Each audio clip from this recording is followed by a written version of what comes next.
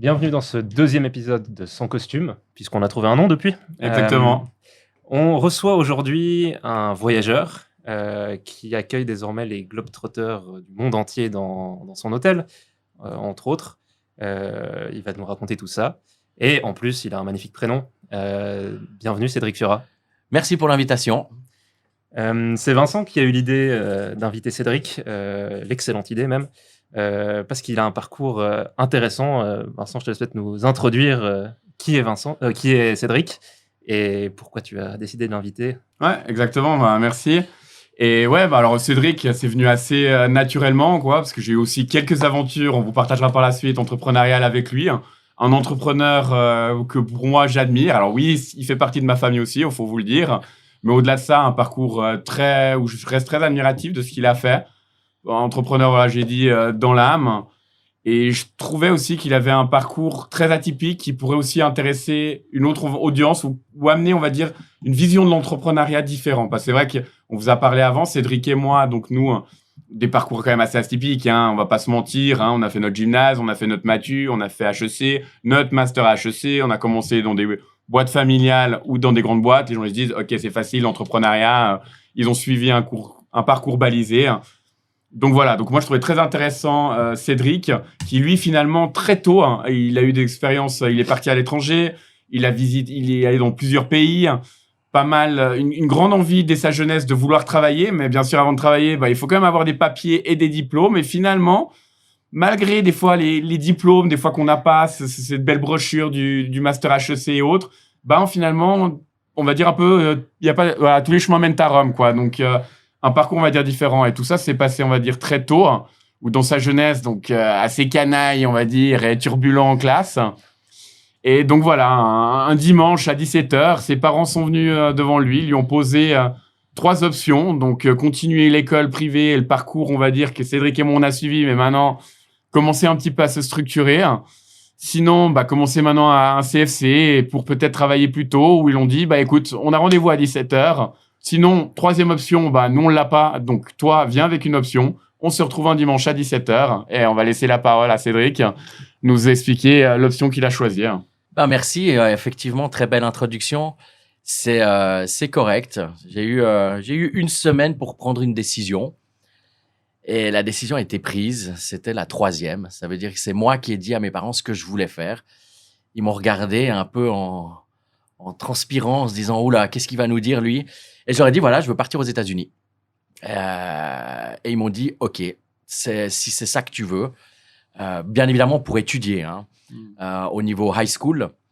Et ils se sont mis à la recherche directement d'un programme qui m'a permis au final de prendre mon envol pour arriver aux États-Unis, qui a été le départ, on va dire, de ma carrière. C'est ce qui m'a aussi donné l'envie de voyager, de découvrir d'autres cultures. Et c'est surtout ce qui m'a permis, pour être très clair, de me trouver moi-même et de savoir qui j'étais. Tu as quel âge à ce moment-là? Alors, j'ai pris la décision à 15 ans et je suis parti. Je venais, ça faisait 2 semaines que j'avais 16 ans. Moi, je voudrais, pourquoi les États-Unis? Parce qu'on pourrait aller en Australie, déjà, on pourrait aller en Europe avant de partir aux États-Unis, car quand même, il faut se dire 15 ans, se dire, je vais aller quand même, je sais pas, avec les États-Unis, on met quoi, 15 heures de vol, il doit y avoir. Que c'était où aux États-Uis? Alors, ça, c'est encore. ça, c'est numéro 1. Point. Pourquoi les États-Unis et où aux États-Unis, quoi? Alors, les États-Unis, pourquoi? Moi, je suis un gamin des années, je suis né en 84. J'ai vécu les séries télévisées et autres. Et puis, pour moi, les États-Unis, c'était, voilà. American Dream. Complètement. Non, mais même, j'avais juste envie d'aller là-bas. J'en parle, j'en ai la chair de poule encore. Et en fait, ce qui est assez intéressant, c'est que tout le monde pense New York, Los Angeles et autres. Ah non, moi, j'ai fini à Knoxville, dans le Tennessee. Pour rien au monde, je changerais d'endroit. J'aurais changé d'endroit. Et s'il fallait refaire, je referais exactement la même chose. C'était extraordinaire. Après, voilà. Et c'est quoi, pourquoi Knoxville? Il y avait une université qui plaisait là-bas? Absolument pas. Il y avait que des billets d'avion qui allaient à Knoxville à ce moment-là? Non, c'est étonnant comme choix à 15 ans finir à Knoxville, alors que finalement, quand on est dans un American Dream, on se dit, je vais aller à Miami, New York, on regarde les séries, on regarde les films.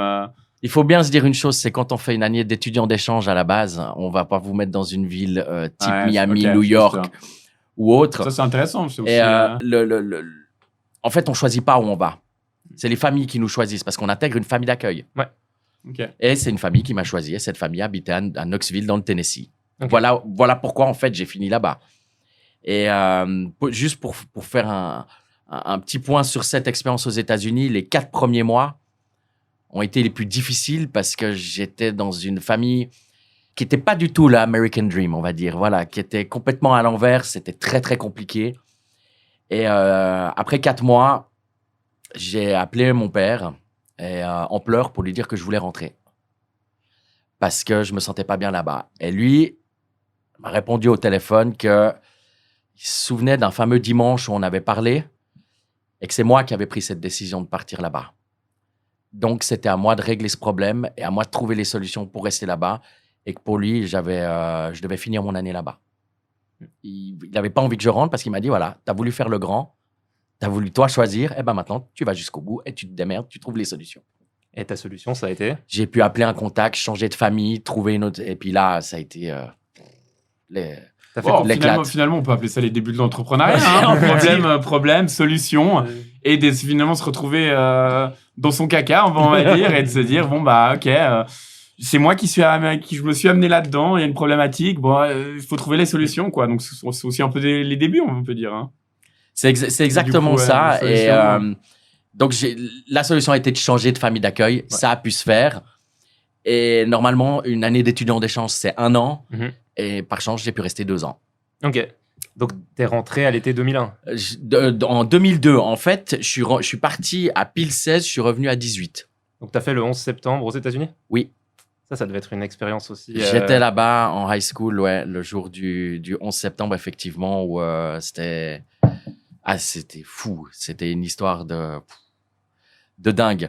Mais ça, je pense qu'on pourrait même en faire rien que pour ça, on pourrait faire un podcast. En fait, même rien que sur la période aux États-Unis, on pourrait faire un podcast rien que pour ça.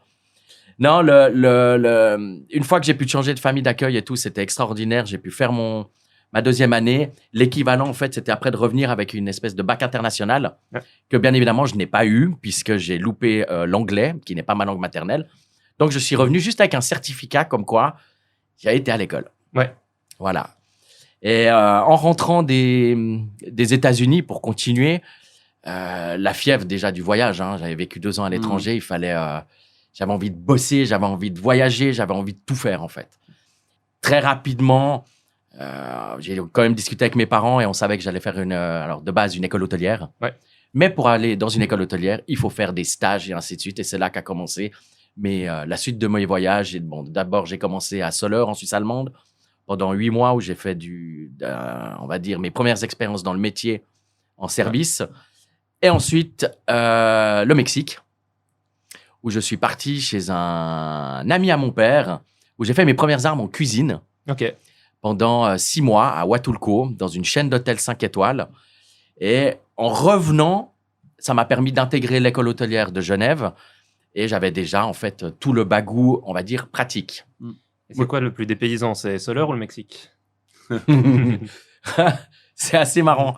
Alors, c'est drôle qu'on dise dépaysant. Pourquoi? Parce que c'est vrai qu'en tant que Suisse romand, Soleure, c'est déjà, on va dire, c'est encore on n'est pas tout à fait en Suisse allemande, mais quand même.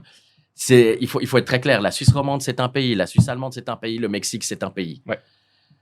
On ne peut jamais comparer ces voyages. Ouais. J'y viendrai plus tard. Sur toutes mes expériences, le pays que j'ai préféré... Alors, de toute façon, bon, ça, c'est les États-Unis, mais ça, c'est dans le cœur. Dans les voyages, le Mexique, c'est extraordinaire. Je ne suis pas persuadé que c'est un endroit où je pourrais y vivre en permanence. Par contre, c'est super.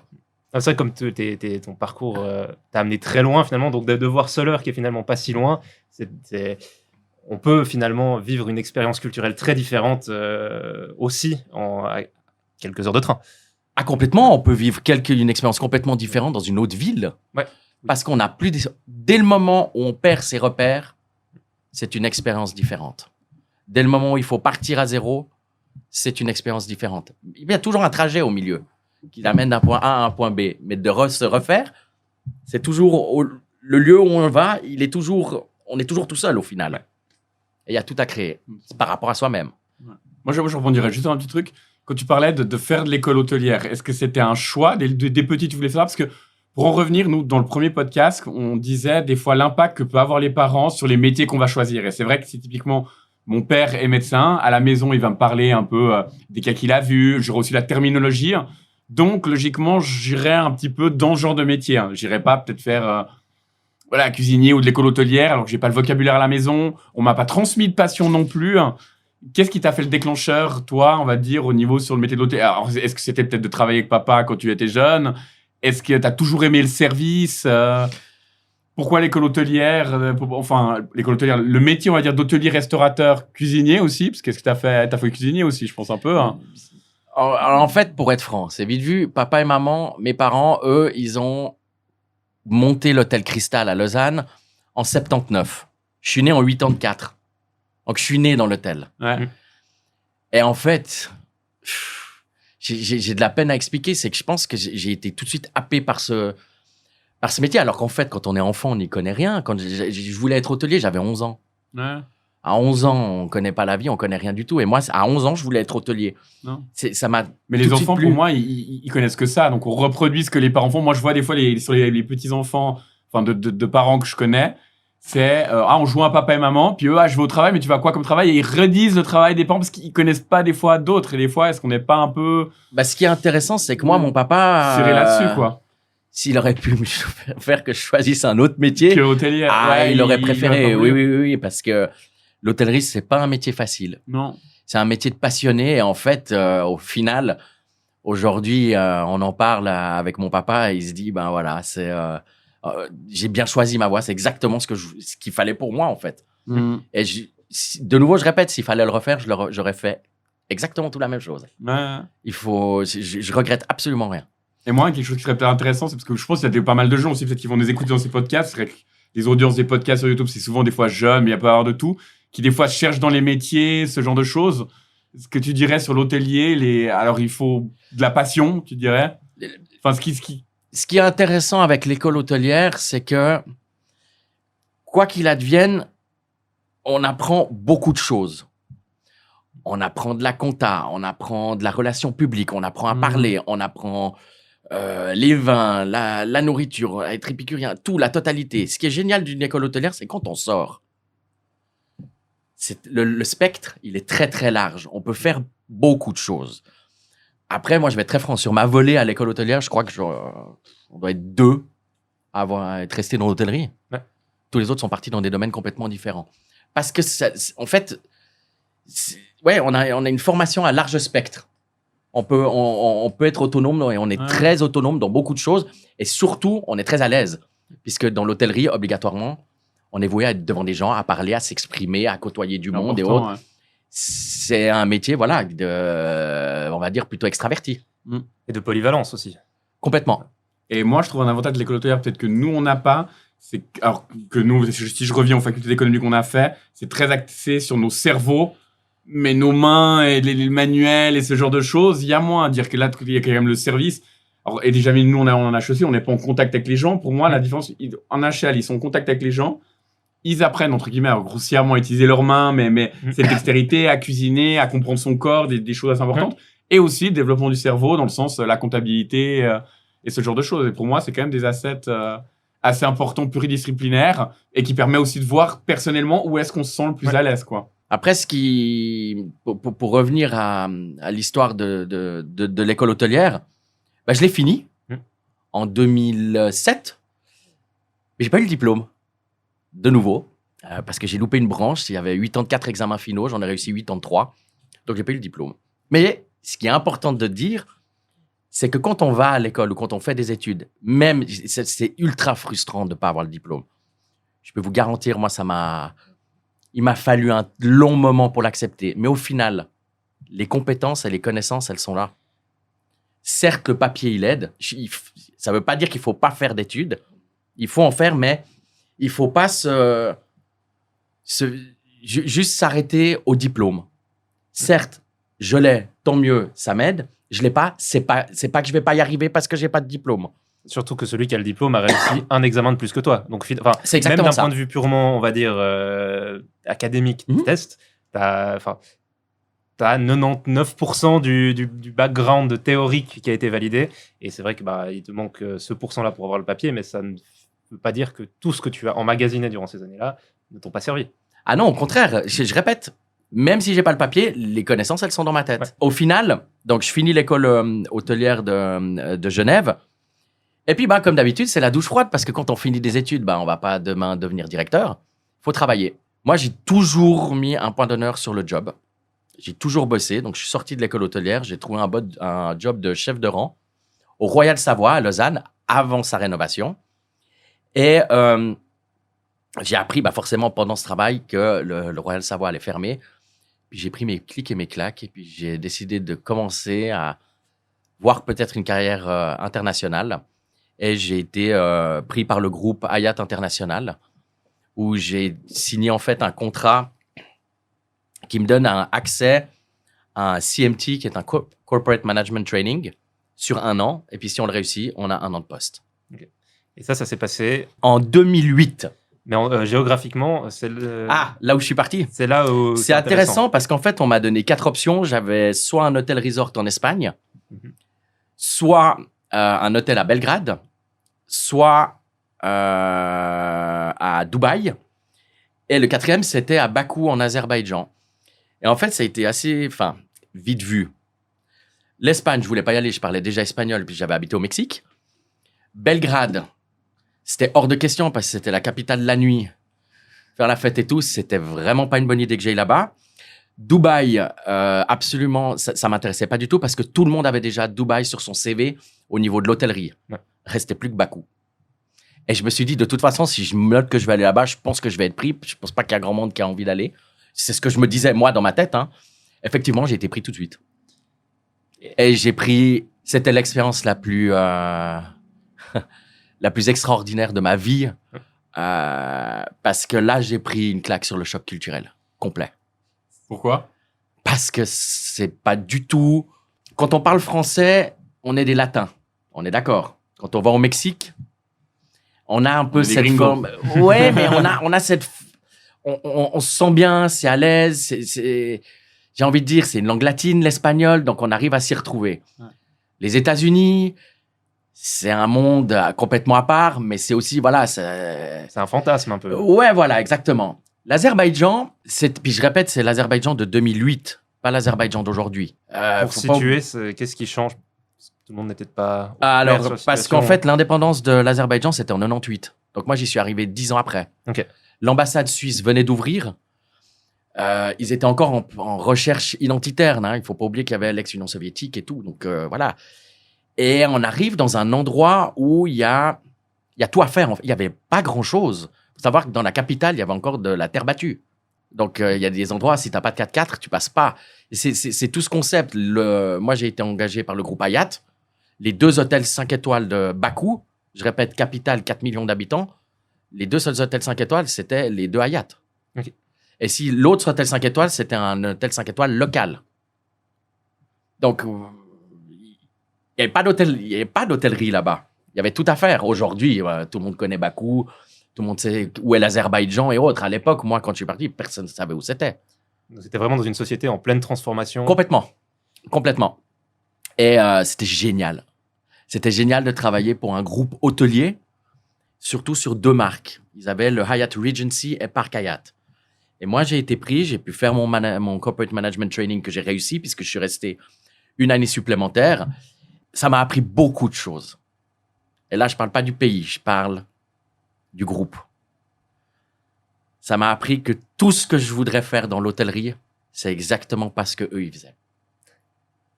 Et ça m'a permis de comprendre qu'en fait, mes valeurs, que j'allais de toute façon finir oui, certes, entrepreneur, mais surtout avec une idée familiale. Une échelle plus humaine. Complètement. Complètement. Ouais, pour moi, ce que je vois dans ton parcours, c'est une grosse envie finalement de cet amas de connaissances, de pouvoir tout connaître, de tout voir et de pas de refuser quelque chose et pas de te contenir aussi des fois de la facilité, comme tu aurais pu aller en Espagne, passer à l'espagnol, mais dire non, l'espagnol, je l'ai déjà, je veux voir autre chose. Eux, ils font tout ça, moi, je veux faire différemment. Et finalement, c'est toi qui est pour moi, dans l'entrepreneuriat par la suite, élémentaire, quoi. De voir déjà d'avoir une compétence, on va dire, à 80%, de pas aller au-delà, mais comme ça, on connaît un petit peu la structure de Bla, et puis de voir pas mal de choses différentes, quoi. Et de pouvoir se rendre compte ça j'aime pas, ça je veux faire. Et pas de se dire des fois hypothétiquement, non, alors ça c'est pas un truc qui m'intéresse, je sais que j'aimerais pas, mais d'aller vraiment sur le terrain et de se rendre compte, ok, ce qu'ils font là, je ne veux pas le faire. Et c'est pas hypothétique, c'est réel, c'est tangible. Et avoir, pour moi, cette ouverture d'esprit de tout essayer, c'est même moi ce que j'essaie de faire. Il y a des thématiques, l'astrologie ou de ce genre de choses ou très spirituelles, où moi je suis moins dedans, mais hypothétiquement, parce que j'y crois pas, parce que machin, mais maintenant je m'y plonge dedans, je commence à comprendre les choses, je me dis, pourquoi pas, et c'est intéressant. Et souvent, on a des barrières, on va dire, psychologiques où on dit, ah, mais non, ça, je connais rien, ou c'est faux. Non, mais pourquoi c'est faux? Ah, bah, je sais pas, c'est faux. Non. Et en allant dedans, et c'est là qu'on élargit notre spectre, que ça, on peut en tirer quelque chose, ça peut être intéressant. Faut s'autoriser à être curieux. Ouais, et ce mindset que tu as, pour moi, c'est vraiment une grande force. C'est pas étonnant qu'aujourd'hui, tu arrives si bien, parce que finalement, on peut puiser à droite, à gauche.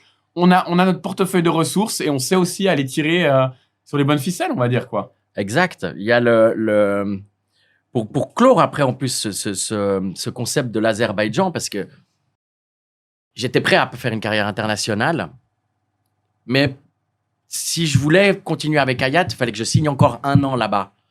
J'avais pas vraiment envie de rester encore 1 an supplémentaire à Bakou. Du coup, t'avais vu ce que t'avais vu. j'ai vu ce que j'ai, oui, et puis 80%, on en au revient final, un peu aussi. je crois qu'ils m'ont, vous allez comprendre par la suite, ça m'a dégoûté de l'hôtellerie en fait. J'étais dégoûté de ce métier à cause du groupe. Je le dis honnêtement, à cause de ce groupe. Pas de ce groupe, pas Hayat en lui-même, mais à cause du concept du groupe. Le jour où j'ai décidé de partir, je savais très bien que voilà, je vais revenir en Suisse, mais je veux déjà avoir un travail. Donc depuis l'Azerbaïdjan, j'ai été embauché en Suisse et j'ai commencé au groupe Manor à Lausanne, dans le food, au supermarché. Je vous laisse imaginer le gap entre vous avez travaillé dans l'hôtellerie de luxe et 2 mois après, vous êtes en train de remplir des rayons dans un supermarché. Mais en fait, c'était génial. Ça a permis de faire la coupure. Et je voulais absolument voir autre chose. Et je voulais voir l'agroalimentaire. Ça m'intéressait aussi. De voir comment ça se passe dans un supermarché. Parce qu'au final, ça touche mon métier aussi. C'est de l'alimentaire. Et je me suis dit, tiens, je vais essayer, je vais aller voir. Et j'ai été, numéro 2 du supermarché à Lausanne. J'ai tenu que 9 mois. Mais c'était 9 mois intenses où j'ai appris énormément de choses. J'ai appris le concept de la grande distribution. J'ai appris comment fonctionne un supermarché. Parce qu'on ne se rend pas compte.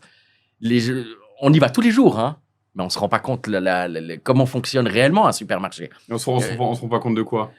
De l'infrastructure là derrière, 96 collaborateurs au Manor à Lausanne. Avec du libre service, du frais, de l'ultra frais. Enfin, c'est stratosphérique. Les commandes, les quantités et autres. Et moi, j'ai adoré. C'est quoi, la logistique, hein, c'est ça le point. Ah, c'est la logistique. Remplir les rayons, refaire, remettre, passer des commandes. Enfin, on fait continuer, quoi. C'est impressionnant. Les 2 périodes qui m'avaient le plus marqué, c'était Noël et Nouvel An. D'accord, ouais. Ah, c'est non, mais c'est impressionnant.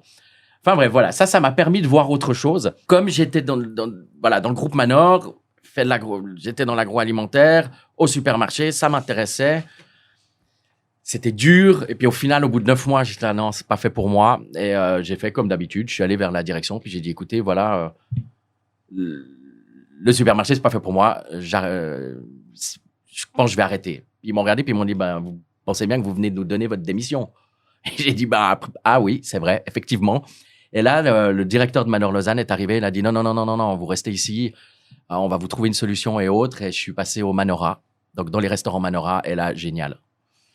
Et là, je me suis éclaté pendant quelques années.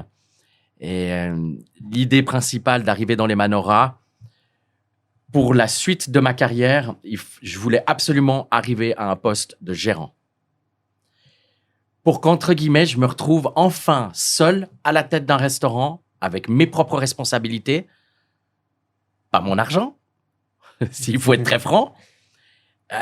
Comme on dit toujours à l'école hôtelière, hein, other people money. C'est comme ça qu'on commence. Il faut d'abord gérer l'argent des autres avant le sien. Comme ça, on est sûr que si jamais, c'est comme ça. Je pense c'est déjà bien. Parce que tu aurais pu aussi dès le début dire, si tes parents ils avaient un hôtel, te dire, je vais dans l'hôtel de mes parents, genre ça, mais tu avais quand même aussi cette envie de monter toi aussi, de prouver aussi. Hein. Parce que finalement, parce qu'après on va revenir, mais tu vas finalement rejoindre l'hôtel Cristal, mais il y aurait pu avoir cette facilité aussi de se dire, parce que t'en as bavé, hein, t'es quand même les US, les Mexiques, les machins, c'est bon, je t'aime débrouiller, maintenant je me la coule douce, Je vais un moment à l'hôtel des parents. Eh non, tu as continué parce que oui, tu avais cet asset culturel, mais maintenant, tu voulais aussi montrer ou d'y arriver autre que la famille. Mais pour moi, c'est aussi... La facilité, ça aurait été d'aller directement chez mes parents. Effectivement, simplement qu'il y avait un problème, c'est que j'avais pas les compétences.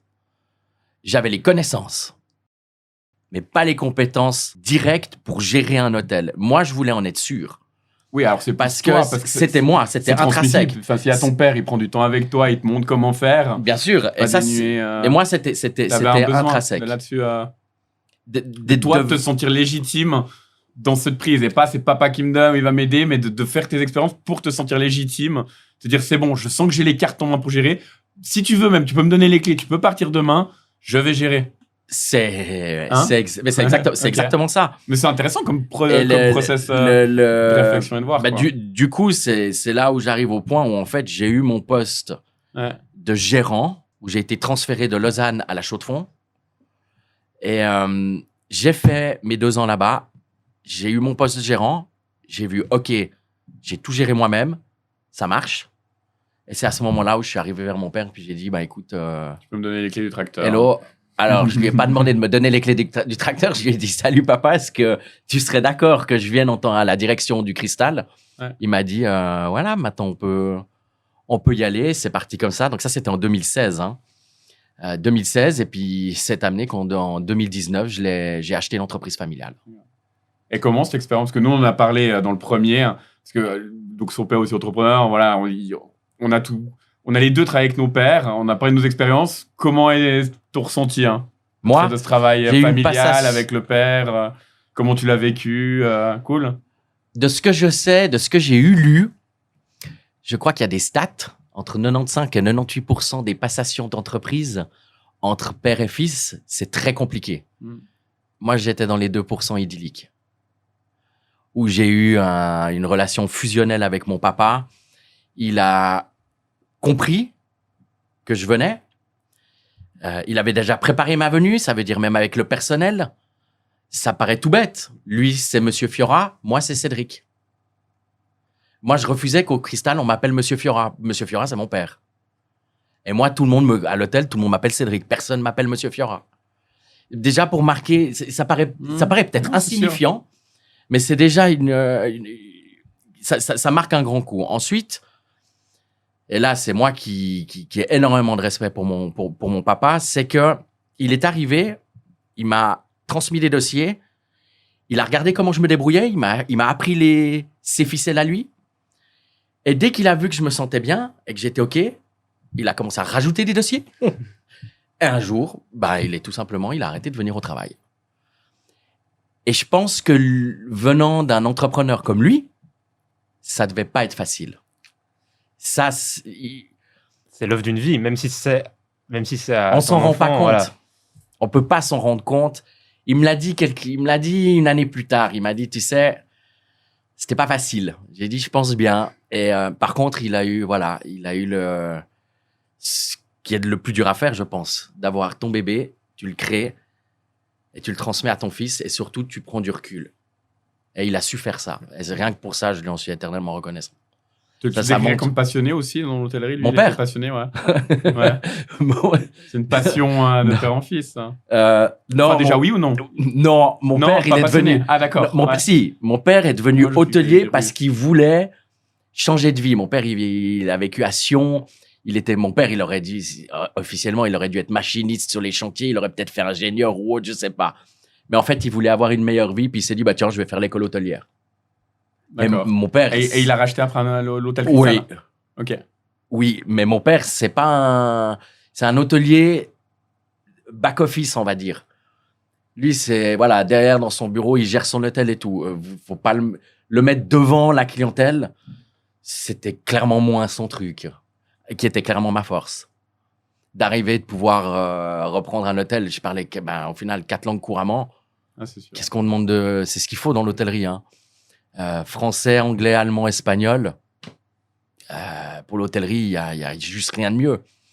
Et de là est partie cette expérience d'hôtelier, en fait, à tenir les rênes de l'entreprise familiale, non sans, on va dire, je ne veux pas dire difficulté, mais de faire des erreurs. Et ça, c'est génial. D'apprendre à faire des erreurs. Et surtout, comme mon père me l'a toujours dit, quand tu fais une erreur, surtout, fais-la jusqu'au bout. Ne t'arrête jamais au milieu quand tu fais une erreur. Dans tout ce que tu fais, continue. Va jusqu'au bout, parce qu'une fois que tu auras été jusqu'au bout, tu auras appris, puis tu vas plus la refaire. C'est sûr. Et ça, c'est important dans le... Et moi, je trouve assez beau l'image de dire que la réussite, c'est un cumulé d'échecs. Hein. C'est... Mais de toute façon, c'est un pas de plus à chaque fois vers cette réussite, quoi. C'est un apprentissage. On apprend beaucoup mieux des ratés qu'on peut faire.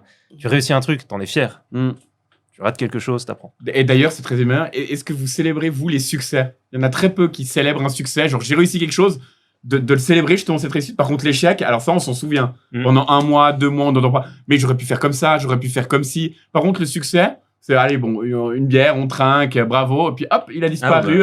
Ok, prochain succès. Alors que non, l'échec, qui peut être petit ou grand, il va nous rester dans la tête pendant 3 mois. Le succès, en une soirée, il sera parti. Hein. Et c'est dommage. Et pour moi, d'apprendre de l'échec, oui, alors ça, c'est une chose, mais de le succès aussi, prendre le temps. C'est drôle ce que tu racontes, parce que récemment, j'ai rencontré un entrepreneur aussi. On parlait un peu de nos parcours. Puis, il me racontait plein de trucs. J'étais, ouais, c'est incroyable. Bon, il a 20-30 ans de plus que moi. Il me racontait un peu tout ce qu'il a fait. J'étais, ouais, extraordinaire. Tu commences à parler de toi. Puis, je remontais au dernier mois. Puis, ah ouais, moi, j'ai fait ça. Puis, en fait, c'est après coup, je me suis dit, mais en fait, il y a 5 ans, on a monté un festival avec des potes. Ça s'est hyper bien passé. Ça a tenu 10 éditions. C'était une aventure incroyable. Je ne l'ai même pas mentionné parce que ça m'était complètement sorti de la tête, parce que c'était un truc réussi. Et il y avait plein d'exemples comme ça, de trucs que je trouve, après coup, en soi, c'est assez génial d'avoir fait certaines expériences. Mais comme ça s'est bien passé, t'oublies tout de suite. Ah, c'est sûr.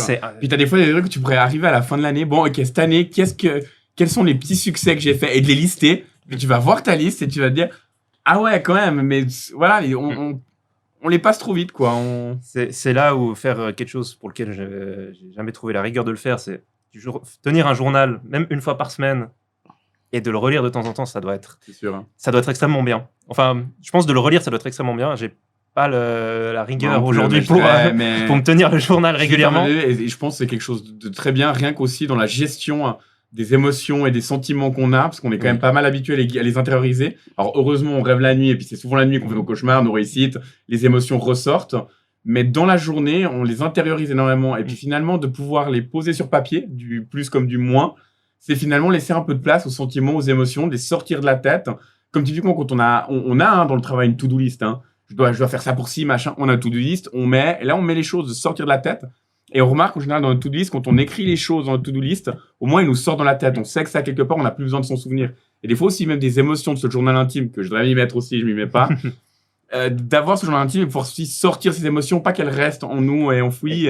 Et d'écrire en jeu. Hein. D'écrire en jeu, c'est extrême. Enfin, en jeu, mais pas en romancé. Donc vraiment, de parler de soi en jeu, c'est moi, j'ai déjà essayé, rien que des fois, écrire une page avec du jeu. Moi, j'ai fait le livre et tout ça. Ah, on a l'impression d'être à nu. Hein. C'est un exercice, c'est pas fait. Alors finalement, on se dit, on a un calepin, un bout de papier, il y a personne qui nous regarde, on écrit juste je. C'est en fait parce c'est la première fois où on prend du temps pour nous, on s'écoute et puis on met du je et on va sur je prends du temps pour moi en fait. Hein. D'être honnête avec soi-même, c'est ça, je prends du temps pour moi. Dur, quoi, hein, et c'est dur. Et d'aller chercher, ok, c'est quoi cette émotion, qu'est-ce que je ressens, pourquoi j'ai ressenti ça, les beaux exercices quoi. Hein. C'est exactement le problème, on va dire, de l'entrepreneur. On a toujours cette espèce de syndrome de l'imposteur parce qu'on n'ose pas dire justement. J'ai fait ça. Je suis arrivé à ça. C'est là où ça devient très complexe aussi parce on se bat pour nos employés tous les jours.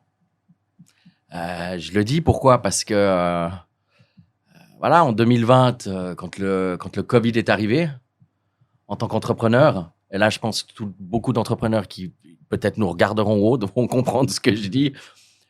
Là, on a pris une claque. Hein. Pas dans tous les milieux. On peut pas dire tel milieu. On a tous pris une claque à tout moment. Dans l'hôtellerie et la restauration, oui, énorme.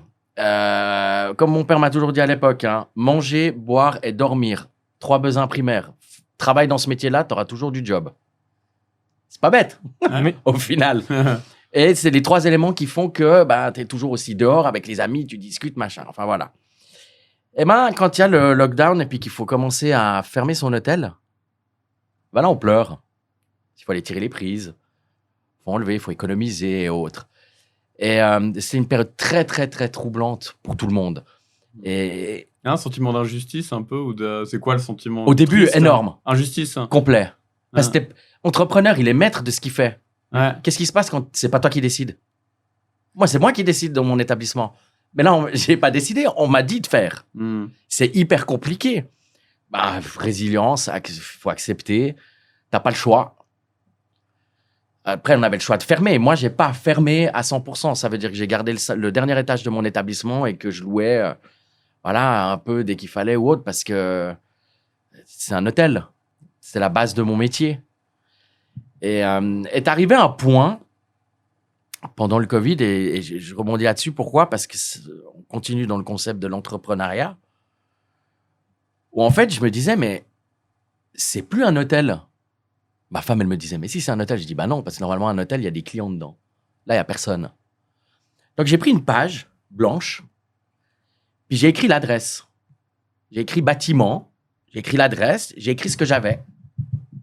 Ensuite, j'ai dit, je fais quoi avec ça? Parce qu'en fait, pendant le Covid, on s'est dit, mais qu'est-ce qu'on fait avec ce bâtiment, avec cet hôtel? Avec ce bâtiment, ok. Oui, parce qu'au final, est-ce que l'hôtellerie va recommencer? Non, mais j'ai envie de... À ce moment de Covid, on ne savait pas qu'il y aurait un vaccin. Qu'est-ce qu'on sait? On se pensait plus même fin du monde. Hein. Complet. Complet. Et on se dit, mais qu'est-ce que je vais faire, en fait, de ma vie? Moi, je suis hôtelier, je fais ça, mais attends, puis si ça repart pas, puis si ça met... moi, j'ai pas une boule de cristal, je sais pas ce qui va se passer demain. Comment... Mais il faut trouver des solutions. Commencer à réfléchir et tout. Et au bout d'un moment, après 1 année et demie, tu sais, quand t'as pas d'idée, quand tu es tout le temps j'ai envie de dire, en train de te flageller parce que tu souffres de la situation et autres, c'est le pire parce qu'en fait, tu deviens stérile. Stérile du cerveau. Et tu n'as plus d'idées et ça devient compliqué. Et c'est là où on rentre dans une spirale qui peut être infernale et qui peut t'amener en bas. Et tout d'un coup, je réfléchis et je me dis, tiens, j'avais fait une escape room en 2016. Quand j'avais repris l'hôtel, justement, j'avais fait avec ma frangine, ma femme et puis mon beau-frère. Et ce jour-là, je me souviendrai toujours que j'avais eu l'idée, je me suis dit, tiens, un jour, je ferai quelque chose. Et là, je dis, mais tiens, bingo, c'est le bon moment. J'ai un établissement, j'ai les surfaces, j'ai le temps, puisqu'il n'y a pas grand-chose à faire en ce moment. Eh ben, j'y vais. Et de là est venue une idée, on va dire, assez hallucinante de mélanger de l'escape room et le jeu Cluedo. Et d'en faire une enquête meurtrière avec tout un concept assez... avec vraiment un vrai scénario et une vraie histoire. Et de me dire, coup pub marketing. Pourquoi? Parce que l'Hôtel Cristal, je n'ai pas de restaurant, j'ai pas de spa. Donc, les Lausannois n'ont pas vraiment besoin de venir dans mon hôtel. Mais pour le faire connaître, ça peut être une bonne idée puisque les gens sont friands de ce genre de jeu immersif. Et de là a germé cette idée. Bon, il y a ça aussi, puis il y a ça aussi que tu es un peu hyperactif, créatif. Il y a l'hôtel, toi, tu es un passionné de ton hôtellerie, de voir du monde. Déjà, c'est un passionné de l'hôtellerie, c'est un passionné de voir du monde. On lui dit, ton hôtel doit fermer, tu dois rester chez toi. Compliqué pour Cédric. Hein. Du coup, ça commence à tourner, on fait...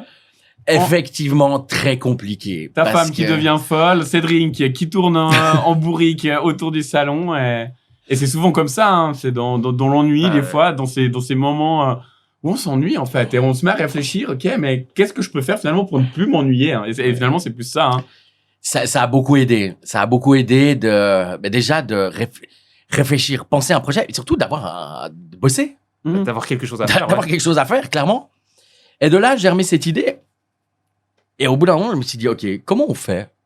Comment on fait pour faire ça? Alors, j'avais déjà des idées dans la tête, hein. Et il m'a fallu un moment pour trouver les gens avec qui pouvaient peut-être m'aider, surtout au niveau de on va dire, de la cinématographie, si on peut le faire ça comme ça. Ça veut dire surtout des décors et autres. Moi, j'ai utilisé mes chambres d'hôtel comme base de décor. Et ensuite, on a agrémenté par-dessus. Et ça, on a réussi à le faire. On a été très loin. Hein. Je pars d'un budget, je crois que j'avais mis, dans ma tête, je m'étais dit que je mettrais 15 000 pour faire le jeu. Je ne suis pas arrivé à 15 000, je suis arrivé beaucoup plus haut.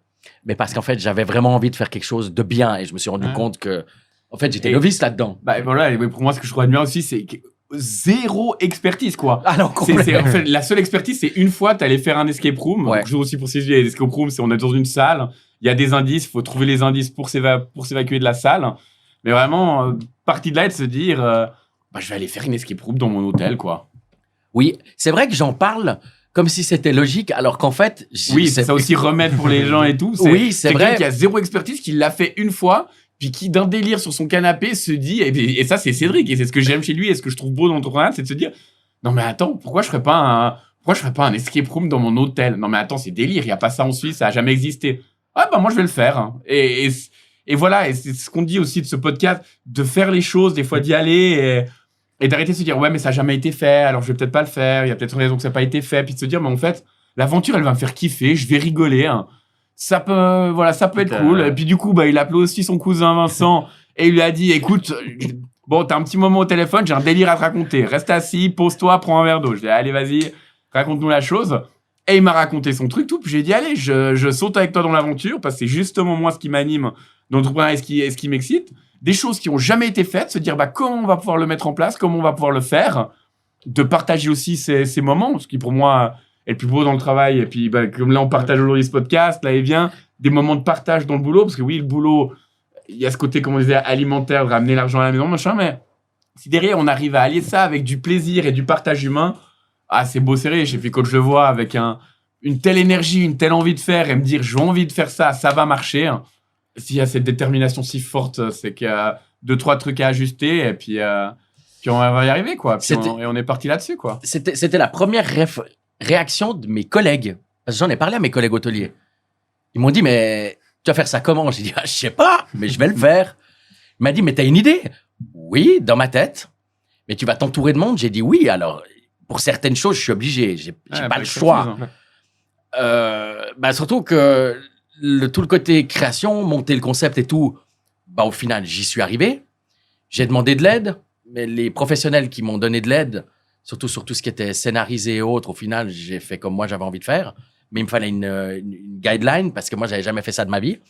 Et pour tout ce qui était technique, montage, décoration et autres, alors moi, j'ai réalisé presque une grosse partie moi-même parce que au final, j'ai trouvé ça génial. Et il y avait une grosse partie, j'étais obligé d'avoir des professionnels pour m'aider dans la structure des décors et autres. Mais j'avais surtout, le plus important, une fois que le jeu il est créé, comment les gens ils viennent jouer. Et là, je bute sur un souci, comment on vend ce jeu. Et c'est là où justement, c'est là où le cousin il est rentré comme tu disais avant, rentré dans l'affaire. Pourquoi? Parce que énergie, 2, compétences. Moi, j'ai pas cette compétence digitale.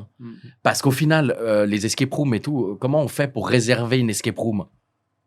C'est par Internet. Création de site. Paiement en ligne. Moi, je sais pas. Et puis, Vincent, on discute. Et puis, je lui dis, vas-y, viens, ça t'intéresse? Je n'avais pas non plus toutes les clés, mais j'avais une expérience dans le digital. Et voilà, donc on s'est dit, il n'y a plus qu'à faire, quoi. Il y a à faire. Et on va y aller. Hein. On l'a fait avec surtout un gros, on va dire, ouais, assez culotté. Le jeu, maintenant, c'est là qu'on voit, on oublie de temps en temps. Je crois que le jeu était live le 31 ou le 1er ou le 31 octobre, je sais plus, un des deux. Et on a commencé à faire la pub en septembre. Tu te souviens de ça? Et ça je te laisserai même toi parler des chiffres, de ce qui nous est arrivé en termes de retour. Ouais, on a activé un seul levier d'acquisition. On a juste fait... Alors moi, j'avais un de mes prestataires avec qui je bossais qui faisait de la vidéo. Donc, il m'a fait un petit montage sur l'escape avec Lausanne, chercher un truc, énigme. Une vidéo assez bien faite. On a mis sur Facebook Ads, juste vraiment en trafic, de driver du trafic sur le site. Et un succès, des commentaires après derrière, des machins. Ça a pris un élan parce que c'était du jamais vu en Suisse. Plein Covid, tout le monde s'ennuyait. Il y avait ça dans un hôtel qui était plein centre de Lausanne. C'est du gâteau, quoi. Vraiment, tout s'est bien accordé. Bouche à oreille. Et d'ailleurs, Même à la fin, bon, bah, est-ce qu'il y a une enquête du cristal numéro Numéro 2? Les gens voulaient aller plus loin et c'était vraiment un boule de neige. Et après, ça a vraiment bien fonctionné.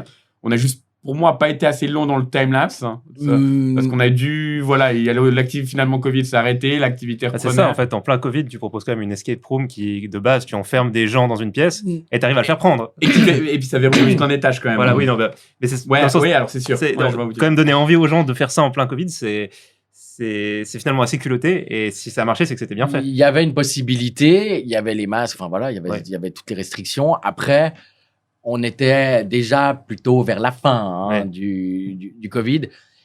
Et chose qu'il faut pas oublier de dire, c'est que ce concept, en plus, il était éphémère. C'est pas quelque chose.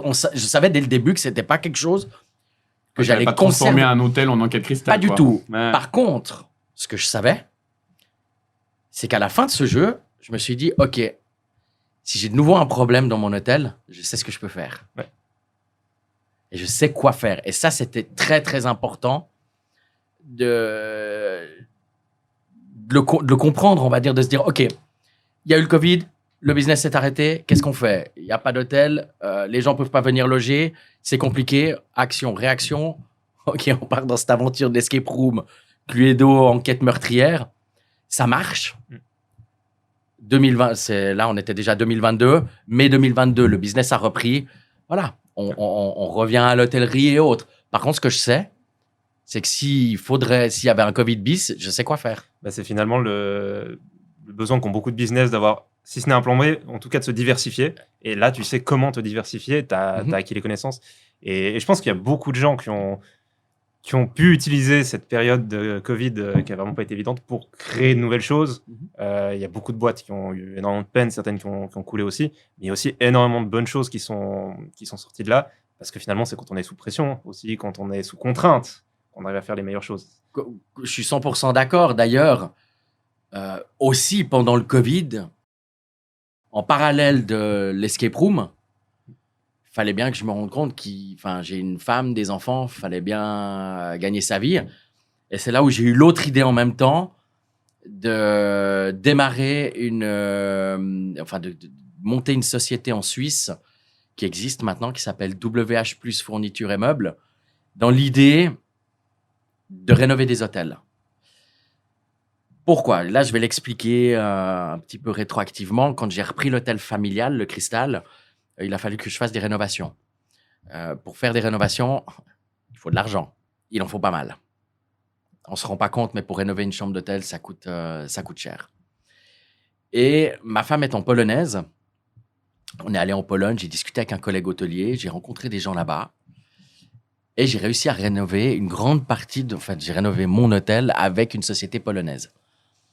Et je me suis dit, mais tiens, là, il y aura peut-être quelque chose à faire. Ça, c'était en 2017, ça, quand j'ai rénové mes chambres.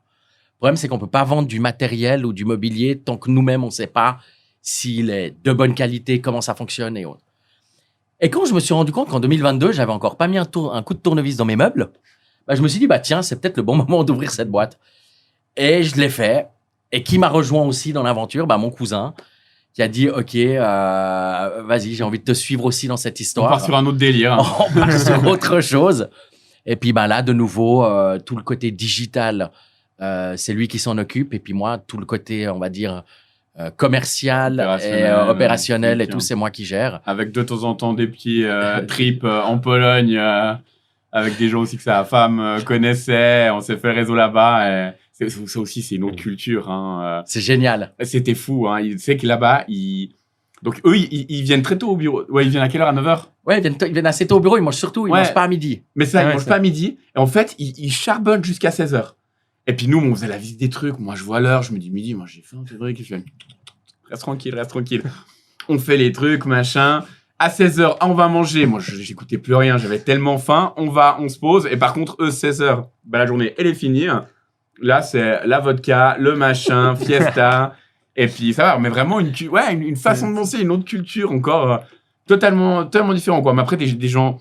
Alors oui, des fois, on pense Pologne, vodka, les machins. Non, les mecs, très sérieux, les machins, top. Franchement, une expérience super. Mais par contre, dès que c'est 16h, bim, ça part. Et super friendly, tu vois, convivial, machin, qui veulent te faire aussi découvrir leur culture, découvrir ça. Et c'est vraiment vraiment très intéressant, quoi. Et toi, je pense que tu es le premier à connaître, de bosser aussi voilà, parce que nous, on a notre Suisse, on a notre clientèle et tout ça, mais des fois, de pas rester cantonné à la Suisse et de se dire, est-ce qu'il n'y aurait pas un partenariat à faire avec un autre pays? Est-ce qu'il n'y aurait pas d'autres ressources à nous proposer, une façon de penser, une vision différente? Et puis, des fois, amener des choses que nous, on est cantonné un peu à notre vision, d'amener un autre regard, quoi, ce genre de choses. Et moi, je n'avais jamais fait par le passé. J'ai trouvé hyper intéressant de bosser à la Pologne, quoi. Ah non, la culture du travail peut tellement varier. Toi, je pense que tu as fait l'expérience. Nous, on a entre autres des équipes en Tunisie. Quand je fais des entretiens avec des candidats, puis qui me disent c'est quoi les horaires, puis que je dis, moi, la philosophie, c'est assez de dire tu fais tes heures quand tu veux dans la journée. Et là-bas, c'est inconcevable. Donc, c'est encore une fois une façon très différente d'aborder le boulot. Et ils sont presque plus demandeurs d'avoir ce cadre, qui est important pour certains. Donc, c'est là où c'est super intéressant. Toi, qui a voyagé, je pense qu'entre les US et l'Azerbaïdjan, c'est pas tout à fait le même rapport aux horaires de travail, à la façon de travailler, à la hiérarchie. Non, c'est incomparable. On peut pas comparer les deux. Non, c'est incomparable. Même avec le Mexique. Ouais. Chacun a sa culture, chacun a sa manière de travailler. Nous, on a une manière de travailler qui est très intéressante en Suisse, mais qui est, je trouve, et moi qui suis pas quelqu'un de conventionnel, entre guillemets, de par mon parcours ou autre, c'est très carré, la Suisse. Trop. C'est un carré dans un carré. C'est très dur, en fait. Et on se rend compte aussi, tout coûte très cher. Et pour la créativité, créer des choses et tout, c'est des fois pas facile. D'où le fait où moi, je suis ultra fan des États-Unis. Parce que voilà, là-bas, c'est nos limites. On peut tout faire. Et c'est quand même extraordinaire. Et la Suisse a cette manière de fonctionner qui, certes, je respecte énormément. C'est hyper important. Mais j'avoue aussi que quand je suis arrivé au Mexique et que j'ai rencontré le directeur de l'hôtel 5 étoiles puis qui m'a accueilli en short, chemise à fleurs et tongs, c'est un autre concept de l'hôtellerie. Ouais. Alors que c'était un hôtel de luxe. Mais le patron, il est en tongs, en short et en chemise à fleurs.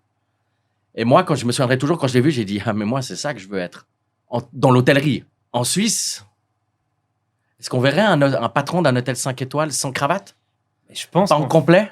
Je pense qu'en fait, oui. Mais un petit peu, mais c'est vrai que c'est bizarre. Mais je pense que les gens... On est très dans les coutumes, dans le... Ouais, ça, les gens... Je pense qu'il y a un bout où le premier, celui qui veut le faire, le risque de le faire pour lui est trop grand, parce qu'il a trop... Enfin, s'il y a une réaction négative, ça va marquer. Mais je suis assez persuadé qu'en fait, les gens aujourd'hui, même des banquiers, est-ce qu'on attend toujours notre banquier qui soit en costard-cravate? Moi, pas. Voilà. Mais je pense que c'est comme beaucoup de sujets. Si tu fais un sondage, la plupart des gens te diront que non, c'est pas important pour eux. Mais d'être le premier à faire le pas, d'enlever la cravate et de venir en short à la banque, déjà, t'as tous les règlements. Enfin, la banque, c'est encore particulier, mais dans ton hôtel, même là, il faut quand même avoir déjà d'être un peu extraverti, je pense, de base, pour aimer avoir le regard sur soi. Et une forme, je sais pas si c'est du courage, mais en tout cas de bonne confiance en ce qu'on fait pour le faire. C'est quand même des codes à casser. Ouais, pour moi, il y aura un oui et non. Parce que moi, je serais OK, mon banquier qui arrive, moi, je suis le premier qui arrive en tongs et tout ça. Mais ça va me faire bizarre. Je verrais quand même, donc psychologiquement, je vais lui mettre une petite étiquette, pas sérieux, pas machin. Alors, tu vois, pas du tout, drôle. Ça me gênerait pas. Moi, ça me mettrait presque en confiance, en fait. Ah ouais?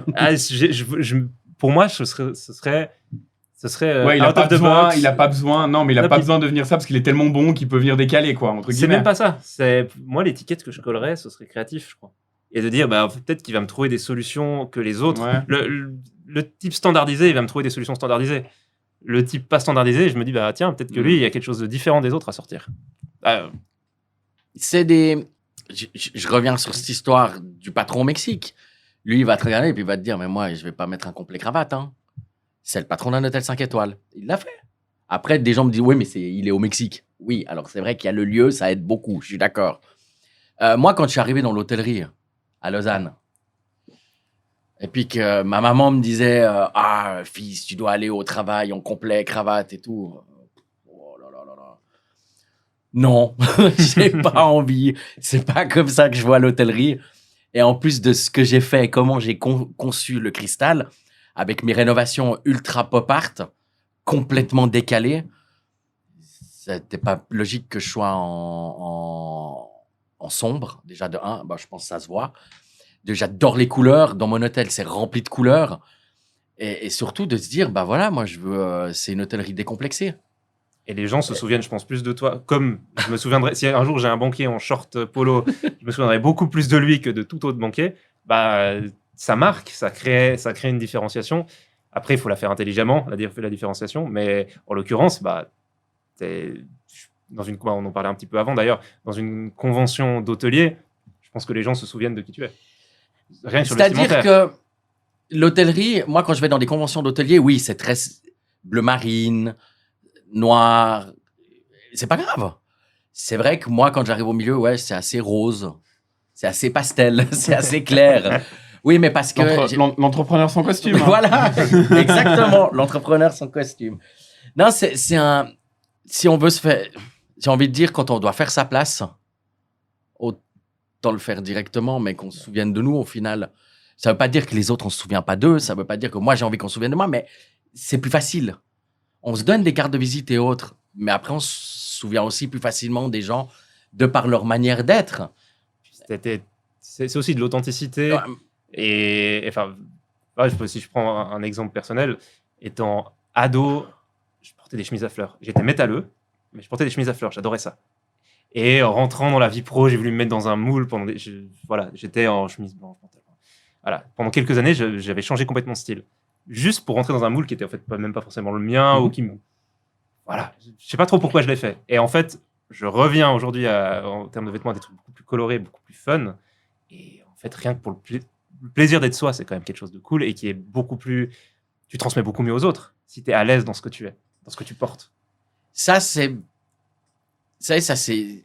drôle qu'on parle de ça. On revient toujours sur ce concept d'entrepreneuriat, d'idées, d'équipe ou autre. Moi, tout ce que je fais dans mon hôtel et tout ce que mes collaborateurs font, je peux le faire. Certes, je le ferai moins vite, mais je vais le faire parce que je l'ai fait, parce que je suis passé par là.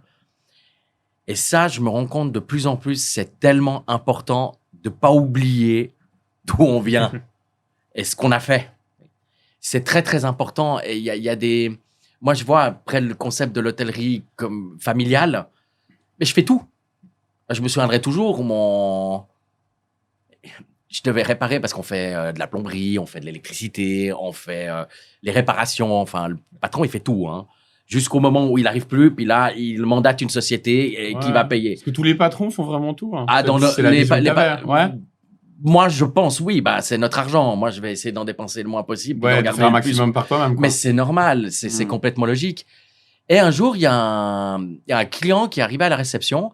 Il a dit, il faudrait dire votre collaborateur qui a réparé le lavabo hier, il était très sympa. Et puis le réceptionniste a dit, mais c'était le patron. Et c'était assez drôle parce que, oui, effectivement, j'étais habillé en jeans, je m'étais fait faire quand même des polos cristal. Cristal maintenance. Hein. Non, alors, j'aurais dû. Où j'ai mis cristal juste quand même qu'on se rende compte que je travaille à l'hôtel. C'est vrai que des fois, je me suis rendu compte que j'arrivais à l'hôtel, j'étais un peu trop relax. Ça veut dire vraiment genre short. Je faisais des réparations. C'est vrai que les gens ils doivent quand même savoir que je travaille ici. Et c'est là où je dis c'est hyper intéressant parce qu'il a félicité, il a dit que j'étais très gentil. Déjà, ça m'a fait plaisir parce que le client l'a dit à la réception. Ça veut dire que si c'était pas moi, ça aurait été quelqu'un d'autre, il l'aurait dit aussi. Et je trouvais hyper cool la réception de mon chef de réception qui a dit « Mais c'était le patron ». Et là, on voit tout de suite le client, il était, on va dire, un peu surpris. Il a dit « Ah bon ?» Il a dit « Bah oui, le patron, il fait des réparations aussi ». Ça permet aussi de faire comprendre ce que c'est notre métier. Le métier de l'hôtellerie, pas tout le monde conçoit ce que c'est. C'est énorme, hein. Il y a tellement de choses. C'est extraordinaire. D'ailleurs aussi, j'avais parlé qu'en 2017, j'ai rénové les chambres. Ça, c'était une période intéressante. J'avais l'hôtel de mon papa, avec sa manière de faire, avec ses meubles, ses idées. Et moi, quand je suis arrivé, c'est vrai que j'avais vraiment d'autres idées. Et là, je suis parti sur du comme je dis, du pop art, des fresques énormes contre le mur, des couleurs jaunes. Je ne sais pas quand j'ai dû montrer les premiers designs à ma maman, et à son âme qui n'est plus là, mais que j'ai dû lui montrer une tête de rhinocéros punk avec des cils violets dans une chambre jaune. Elle s'est quand même un peu posé des questions sur ma manière de voir l'hôtellerie. Pire encore, dans la chambre 13. Hein. et au final, bah, je l'ai fait. Et mes collègues hôteliers, ils me disaient, mais t'as fait un benchmark? Non. Mais comment tu sais que ce que tu vas faire, il y a besoin à Lausanne? Est-ce que ça marche? J'ai dit, bah, parce que j'ai envie. Ça, pour moi, il y a deux choses aussi. C'est tu connais aussi. Je connais le métier. T'as pas besoin de faire un business plan, une expertise, un truc. Ça fait combien de 10, 15, 20 ans, t'es tes parents, t'es dans le métier.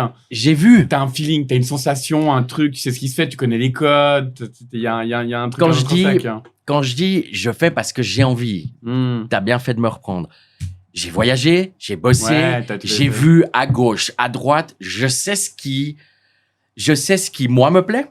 Déjà en premier, parce que j'ai vu, je sais ce qui me plaît. Mais qui revient de ce que tu disais jeune, de cette envie déjà de connaissance. J'ai fait l'espagnol. De tout. Toi, on te demande, ok, t'as déjà fait l'espagnol, maintenant tu peux apprendre du chinois. Toi, tu vas apprendre le chinois. Tu vas voir le chinois, tu vas voir la complexité, voir le truc. On va te dire, est-ce que tu veux être expert chinois? Tu vas dire, non, j'ai vu le chinois, je vois à quoi ça ressemble. C'est exactement maintenant, ça. Je veux passer au chinois, le mandarin, ce genre de choses. Et l'idée de partir dans ce design, alors oui, je dis, je le fais parce que ça me plaît. De un, oui. De deux, je me suis dit, si c'est bien fait, ça peut marcher. Il n'y a pas à Lausanne. S'il n'y a pas à Lausanne, ça devrait jouer. Il n'y a pas à Lausanne, c'est déjà une forme de benchmark. Non, mais c'est déjà une forme de benchmark. Oui. Il n'y avait pas. C'est-à-dire qu'au moment où moi, j'ai fait ces chambres ultra pop art, 6 mois après, le Ibis Style Madhouse a ouvert. Mais entre guillemets, moi, j'avais déjà fait ces chambres pop art. Mais basé aussi sur du business d'affaires ou autre. Parce que moi, j'ai quand même des clients qui doivent rester 3, 4, 5 jours. Pas que ce soit trop lourd en déco non plus et autres. Et ça a marché. Ça a marché. Et mes parents, ils rigolaient au final parce qu'ils se disaient, mais il y est arrivé. Et oui, parce que j'ai fait des choses. Enfin, il y a des fresques très spécifiques. Hein. Comme je vous ai dit, il y a le rhinocéros, il y a des trucs de BD éclatés, il y a un Joker qui fait peur, il y a même des clients qui ont eu peur la nuit. Dans la chambre, ça, c'est toujours les blagues le matin au petit-déj. Parce qu'autant vous dire, l'enquête cristal, c'était le même délire. Hein. Il avait 6 chambres, il y avait un professeur qui avait gravé des trucs avec du fluorescent dans le machin. T'avais un truc avec la cassette, une chambre de fille. Chaque chambre, il y avait un univers. Un univers complet, un thème. C'est l'intérieur de la tête de Cédric, quoi, entre guillemets. C'est un créatif, c'est plein d'idées. Et moi, je suis toujours prêt à le suivre dans ses folies. Moi, j'essaie des fois de structurer un peu le tout, mais pour moi, c'est une force d'avoir cette créativité et ces idées et tout. Et je trouve toujours génial et ça fait sortir un peu du lot et ça fait du bien, ça fait respirer, quoi. On sort un peu, comme on disait, du banquier, costard-cravate et peut-être ce genre de choses, triché qu'on a. C'est cette créativité, de voir les choses sous un autre angle, de voir différent. Et pour moi, un peu, c'est plus des bouffées d'oxygène, quoi. C'est le plus important dans ce milieu. Tu le dis et tu l'as redit même plusieurs fois, la créativité. Après, il faut savoir où on s'arrête. Il faut se canaliser, mais ouais. Voilà, moi, je suis incapable. Donc, j'ai une femme qui me canalise et j'ai un cousin qui me canalise. Parce que sinon, c'est fini. Moi, ça peut devenir très compliqué. Et c'est justement... On apprend aussi à se connaître. Donc maintenant, il y a des fois, j'arrête même de parler sur certaines choses parce que je sais déjà que de toute façon, on va me dire stop, arrête, time out, c'est fini. Donc voilà. Mais c'est laisser libre cours à son expression et essayer de poser ses idées. Mon père, il m'a appris un truc. D'ailleurs, vous avez remarqué, je parle souvent de mon père. C'est un peu mon idole et c'est la personne qui m'a vraiment transmis. Parmi les choses les plus importantes qui ont permis ma réussite dans le niveau de l'entrepreneuriat. Une chose toute bête, d'avoir un papier et un crayon sur sa table de nuit. Pour noter les idées. Noter les idées pour pas les oublier. Ouais. Et pour pouvoir dormir. Et pour pouvoir se rendormir. Ouais. Bon, moi, en règle générale, je me réveille, je l'écris, je dors plus. Mais c'est pas grave, il y a des gens qui arrivent et c'est hyper important. Mais de noter, écrire, faire des sketchs sur un bout de papier, noter ses idées, on sait jamais. Il y a rien qui doit être perdu. Ouais, je rebondis là-dessus parce que moi j'avais la question un petit peu avant. tu disais, il y a 90% des transmissions familiales qui échouent. Toi, tu fais partie donc des 20 qui ont bien réussi. 90, je crois que c'est même plus haut parce que Ouais. j'avais accueilli un client au Cristal. Et on a papoté les deux à la réception. C'était encore du temps que je faisais beaucoup de réceptions au début. Puis il me disait, je lui dis, ah, mais vous venez d'où? Il me dit, ah, Suède. Puis il me dit, je suis spécialisé, je fais des séminaires dans la transmission d'entreprise. Puis je dis, ah, bah, c'est drôle, moi. Puis il me dit, ah, vous avez besoin de coups de main? J'ai dit, non, moi, c'est nickel. Puis il me dit, bah, il me semble qu'il m'avait dit, vous faites partie des entre 2 et 5% des sociétés avec qui ça se passe hyper bien. Et tu pourrais dire, peut-être, si tu devais conseiller, tu vois, à d'autres personnes qui vont voir ça. Si tu devais le faire avec tes filles, finalement. Ouais, trois choses essentielles. Parce que tu vois, on se lance, c'est un exercice inconnu pour le père, un exercice inconnu pour le fils. L'exercice il est réussi. Mais quels seraient 3 éléments? L'élément la Des choses principale. que tu as appréciées ou que toi, tu as dû mettre en. Je sais pas comment dire, pas le mot, mais en adéquation, que tu as dû faire pour que ça se passe bien. Mais je vais être franc, la seule dans une transmission d'entreprise entre père-fils, la responsabilité, elle vient du fils qui veut l'entreprise, ça en premier lieu, et qui a envie vraiment intrinsèque, qui se dit, OK, moi je veux cette Pas boîte. reprendre quelque chose pour garder, Et de ça doit l'autre, rester sous le nom et de l'autre, X.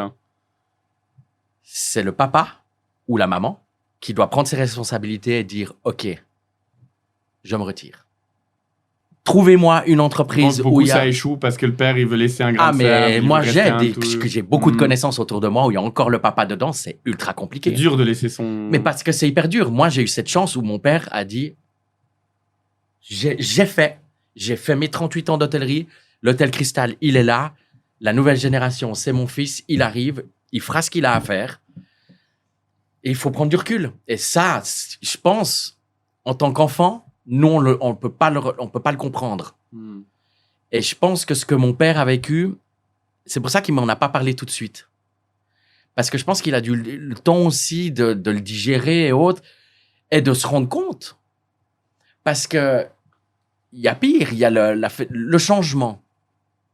Un papa, il arrive, vous arrivez, il est toujours dans l'entreprise, vous commencez à changer des trucs. J'ai pas besoin de vous l'expliquer.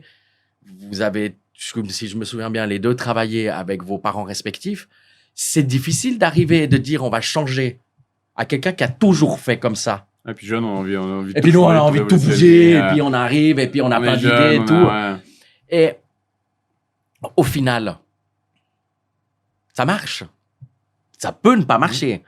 Moi, on m'a toujours dit, tu travailles dans un métier, continue. Par contre, ton métier il va évoluer et tu dois t'entourer toujours de plus jeunes.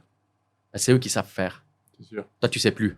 Toi, t'es out. Tu sais, t'as le bagou, t'as les compétences, t'as l'analyse, t'as l'expérience, mais t'es plus jeune. C'est dur, mais c'est la vérité. Moi, je travaille déjà, si aujourd'hui, Tu penses comme ta génération et puis les générations de tes parents, mais pas comme la nouvelle génération. Qu'est-ce qu'ils ont envie, qu'est-ce qu'ils ont besoin de ce genre de choses aussi.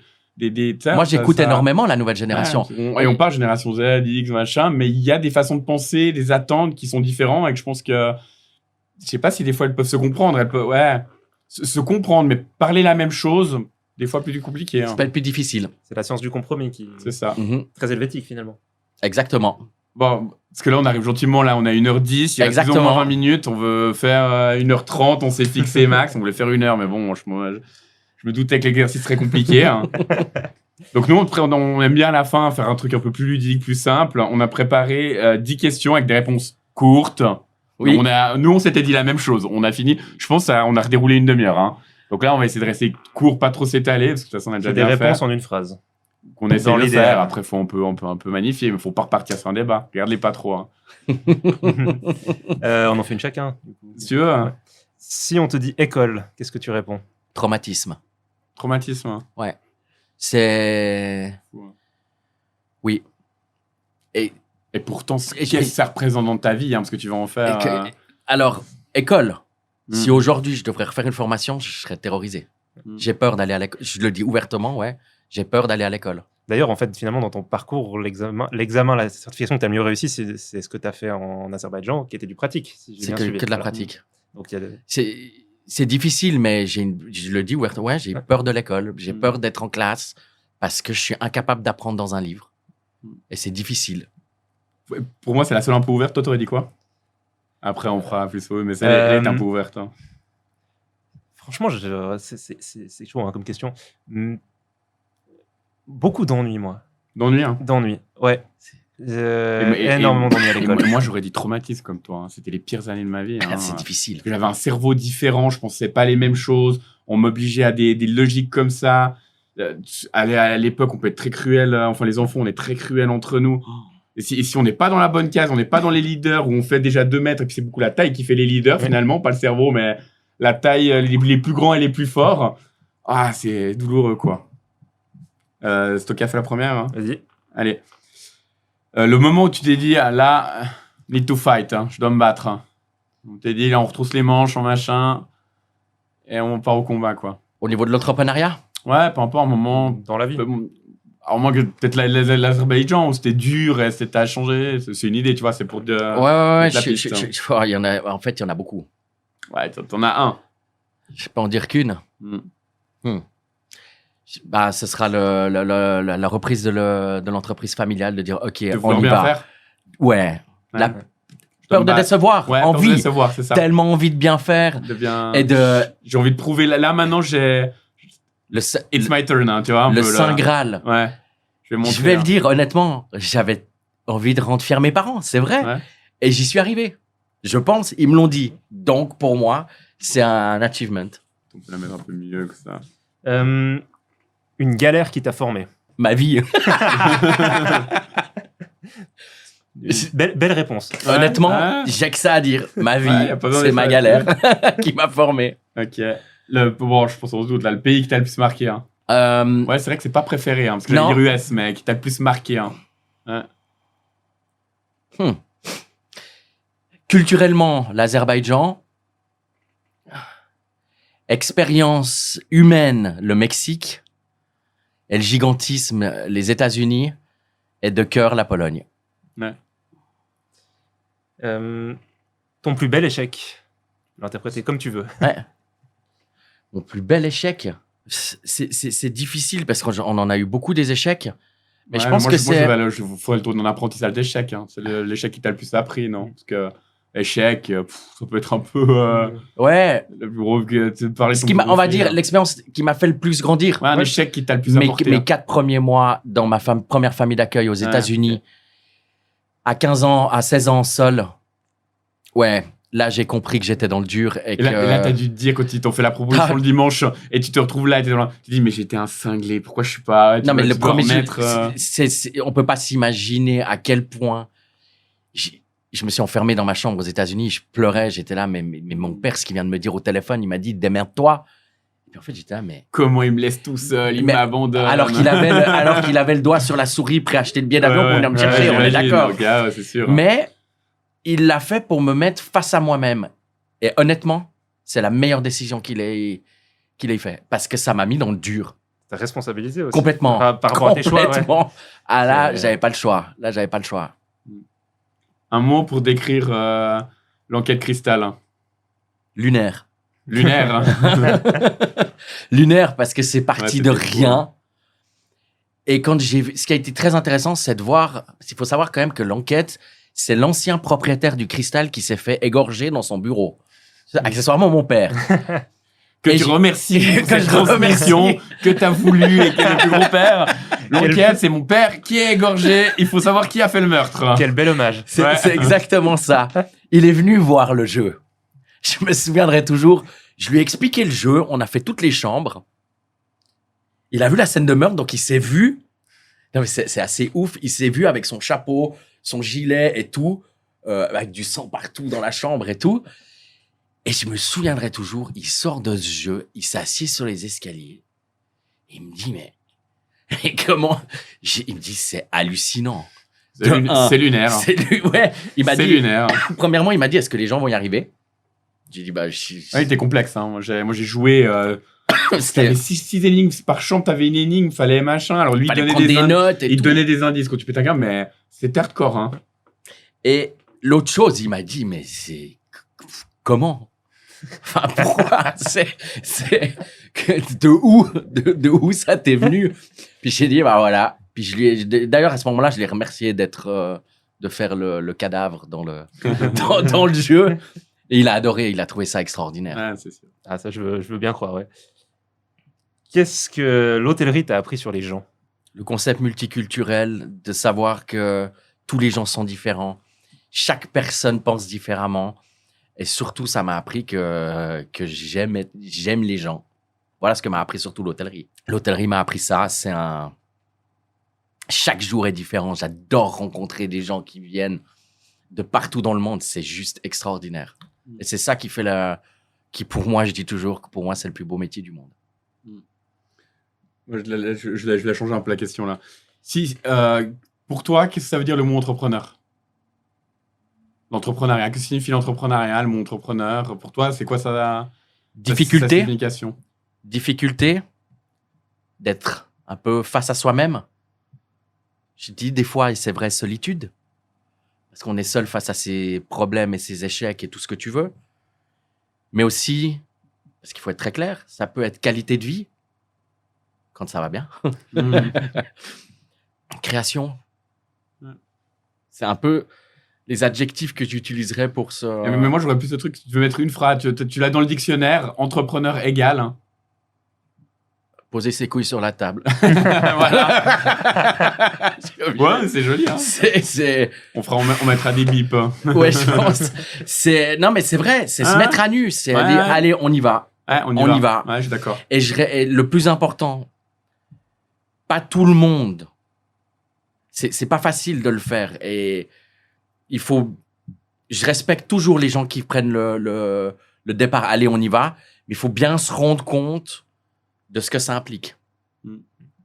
Parce que moi, j'avais lu une phrase, c'est que tout le monde peut être entrepreneur, mais pas tout le monde va faire les efforts pour l'être, quoi. Un truc du genre. Et puis c'est pas fait j'ai plus la tournure, mais c'est une telle résilience, tels efforts et de machin que. Alors, tout le monde peut être entrepreneur, mais par contre, le faire et le mettre en action, c'est peut-être aussi. Autre chose. Hein. Je rebondis un petit peu, mais tu trouves pas que c'est des fois un peu trop sacralisé aujourd'hui? C'est un peu le Graal. Enfin, c'est présenté comme un truc. Honnêtement, aujourd'hui, beaucoup à YouTube, avec les Yomi, et ce genre de choses. Tout le monde se dit, je vais être entrepreneur, je vais gagner 1 million, je vais machin, mais. Justement. Et puis on monte les entrepreneurs qui ont réussi et successful, puis il dit, le mec, il a ça. Je vais être très franc. Justement, je trouve que le milieu de l'entrepreneuriat aujourd'hui, tout le monde s'invente entrepreneur, mais il y a beaucoup de gens qui se rendent pas compte de ce que c'est, en fait. Et moi, on connaît des gens personnellement qui ont essayé. Et qui, en fait, je me souviendrai toujours une connaissance qui m'avait dit mais je veux être entrepreneur. Pourquoi? J'ai envie d'être tranquille. J'ai dit, en fait, ce qu'ils se rendent pas compte, c'est que je reviens un peu à ton truc. L'entrepreneuriat, c'est un sans parachute, sans. Il y a rien, il y a pas de filet. Et puis en l'air, tu vas trouver un filet. Oui, c'est exactement. Mais les gens, ils veulent avant de sauter un filet, non, saute et puis tu trouveras le filet en route. Hein. T'as pas de solution.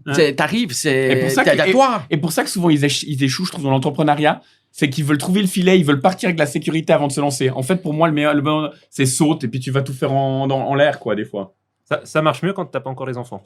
Ouais, c'est sûr, mais non, mais parce que moi, je vois où ils veulent en venir. Parce qu'il y a souvent des gens où, tu sais, ils le font un peu, mais ils ont des fois le truc à côté et tout. Et puis du coup, en fait, ils se donnent pas suffisamment la chance d'y arriver et se disent, c'est un peu là-dessus que je veux mettre. J'entends ce que tu veux dire, mais moi, c'était plus des fois quand il y a un projet. Alors oui, il faut l'alimentaire, il y a ci, il y a ça. Mais donnez-vous les moyens d'y arriver à cette chose. C'est là que je dois appuyer dans le truc, moi. Si je passe à la question suivante. 9, ouais. Moi, j'appuie pas trop la 8. Qu'est-ce qui te rend le plus fier aujourd'hui? Ma femme et mes enfants. Et c'est une belle réussite. Hein. Mais c'est une belle réussite. Honnêtement, pour moi, c'est ça. C'est ce qui reste. Hein. Ouais. Non, et puis il n'y a pas dans tous les foyers, tu sais, une bonne entente, un bon équilibre, des fois, voilà. Et puis moi, je connais très bien celui avec sa famille et j'adore et je trouve que c'est. Et je suis admiratif et bravo, c'est aussi un micro-business. C'est aussi une micro-entreprise et puis qui, pour moi, est en sacré bénéfice, quoi. J'ai toujours dit, j'aimerais bien qu'un jour on reçoive une mère de famille pour parler d'entrepreneuriat, mère au foyer. Parce qu'il y a des parallèles qui doivent être super sympas à faire. Sûr, et ce sera certainement le jour où on fera ça une discussion passionnante. Moi, je vois, en plus, c'est assez fou. C'est sorti instantanément. C'est tellement réel. Et je me rends compte, ma femme, elle a du courage, parce que heureusement qu'elle est là pour me temporiser, me suivre, valider aussi mes choix, parce que c'est hyper important. Mais clairement, c'est ma plus grande fierté, c'est clair, c'est ma famille. C'est la base. Les questions de la fin, mots de la fin. Tu as une petite baguette magique sur le Cédric d'aujourd'hui, tu peux le renvoyer dans le temps. Et il peut discuter au petit Cédric qui est aux US en train de chialer, son père qui vient de lui dire démerde-toi. Tu lui dirais quoi? Refais la même chose. Refais la même chose. Du coup, Puisqu'en fait, tu continues. Hein. continue. La différence, c'est bien. Moi, j'étais différent. On est tous différents, ça c'est clair. Mais alors, c'est clair qu'au niveau scolaire, oui, si je pourrais lui dire, crois en tes rêves. C'est tellement important. Mais c'est assez fou de se dire que finalement, la différence, c'est bien. On a la représentation des high school aux US, justement comme un moule dans lequel il faut rentrer. C'est un peu, t'as les populaires et les exclus. Alors ça, il y a. Et c'est assez fou de se dire que j'ai l'impression que c'est aux US que tu as appris à aimer cette différence, alors que finalement, ça n'a pas l'air d'être comme ça instinctivement le milieu où ça marche le mieux. Je me suis quand même retrouvé avec ma crise d'adolescence sans mes parents. Ah, alors ça, oui. C'est hardcore. Et c'était hardcore en rentrant aussi. Ouais. Parce qu'il y a eu... je suis parti à 16, je suis revenu à 18. C'est important, mais c'est comme si j'étais parti 2 ans chez mon oncle et ma tante. C'est pas les parents, ça fonctionne différemment. Et juste pour revenir un petit point sur la high school, oui, c'est un cadre, mais non, c'est pas un cadre puisqu'on choisit nos matières. Et ça, c'est important. Donc, tu dois aller à l'école. Pourquoi? Tu as choisi tes matières. Donc, si tu me dis qu'après, tu n'as pas envie d'aller à l'école, c'est quand même toi qui as choisi tes matières. Il y en a toujours 2 obligatoires, 2 choisis. Donc, au final, tu as 2 cours que toi, tu vas apprécier, tu les as choisis. Et le modèle, honnêtement, le modèle scolaire était beaucoup mieux pour moi. Le modèle social, moi, j'étais plus sur le modèle social que le modèle scolaire. Il est... c'est ce que je peux dire. Moi, j'ai adoré, mais je comprends que les gens n'aiment pas. Moi, j'ai adoré. Ouais. C'est ce qu'il te fallait à ce moment-là. C'est exactement ce qu'il me fallait. Exactement, ouais. Magnifique. Est-ce que tu as un mot de la fin, encore quelque chose que tu aimerais partager avant qu'on... Déjà, je vous remercie énormément pour l'invitation, que je trouve que ce que vous êtes en train de lancer, c'est hyper cool. J'ai eu la chance et l'honneur d'être le premier invité. J'espère que je vous souhaite longue vie pour ce podcast sans costume. Et puis, non, rien d'autre, à part que moi, je me réjouis de mes futurs projets aussi. C'est quelque chose dont tu veux parler peut-être ou... la reprise d'un futur établissement à Lausanne. Okay. Voilà. Qui sera prochainement public. Et puis d'autres aventures. Et plein d'aventures à tout le monde. Ouais. D'ailleurs, souvent, on mettra des liens, tu nous donneras des liens que tu veux mettre sur le podcast où on peut rediriger. Bien sûr. Aujourd'hui, c'est le cristal, demain, X. On vous donnera le lien vers X, ou si vous voulez après suivre Cédric, aller voir dans son établissement, voir ses délires. Rentrer dans sa tête via les chambres. C'est ça. Voilà. Non, puis vraiment, voilà, pour le mot de la fin, non, merci beaucoup. Je trouve que c'est très bien ce que vous faites. Continuez. Moi, je me réjouis de vous suivre aussi et de voir les prochains épisodes. Merci beaucoup. Bonne continuation à toi. De toute façon, on va continuer à te suivre de très près. Et merci d'avoir répondu à notre invitation. De rien. Et peut-être une chose, s'il y a des personnes, des corps de métier ou des idées ou des personnes ou des parcours que vous trouvez inspirants et que vous aimeriez peut-être voir et qu'on prenne avec nous, on a déjà une petite liste en tête, mais on est ouvert, hein, donc n'hésitez pas à taguer des personnes, nous mettre des commentaires, ça serait super cool de l'intéresser. Moi, je trouve que, comme vous posez des questions, c'est intéressant, ça serait sur un bon candidat. Voilà, nous on reste ouverts, on est vraiment dans un truc, nous... de partage, d'expérience. Donc, ça peut être... Alors, nous, on fait, c'est du 1.0, mais ça peut être du 2.0. Venez avec des idées, des choses, et puis nous, on regarde dans la mesure du possible à mettre ça en place. Hein. On prend tous les retours. C'est ça. Sur ce, merci beaucoup.